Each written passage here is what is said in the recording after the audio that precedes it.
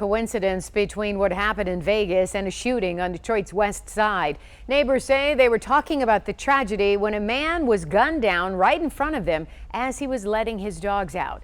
It happened on Archdale Street near Warren and the Southfield Freeway. 7XC News reporter Jennifer Ann Wilson is in that neighborhood tonight. Jennifer Ann, do police think this was just a random shooting or what?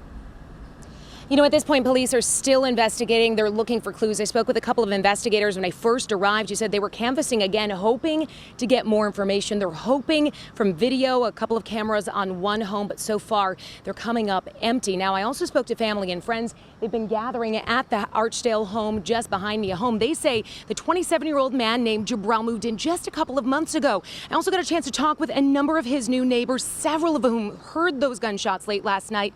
Two men tell me they just don't know how much more tragedy they can take. We was talking about Las Vegas having a Corona. We was just drinking, kicking it, talking about Las Vegas.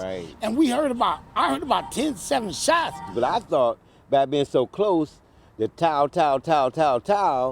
that somebody was testing their gun. But that was not the case. We came down here, the girl was screaming and everything, and we like, neighbor, what's going on? Family members say 27-year-old Jabril Giddens was gunned down while taking his dogs out just before midnight on Monday. Shot twice in the back and once in the head. Right there. He was laying right there with that orange cone at. Police say Gibbons' girlfriend saw the gunman bending over her boyfriend's body, searching his pockets. Then the suspect took off running. An eyewitness describes the gunman as a black male, about 5'9", wearing a black and white or gray and white jacket or hoodie with pockets and sweatpants. Neighbors say all this violence has to stop. Oh, emotionally exhausting. For real? Yes, it is. Let me tell you something. Yes, you need counseling. Counseling? No, you don't need counseling. No, yes, you do. That's trauma. You need prayer. Well, I agree with that. Prayer is the answer.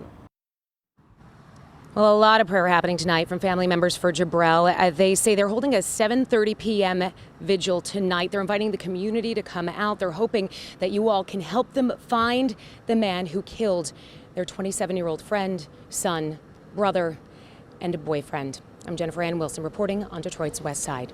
Back to you. Jennifer, thank you for the live report.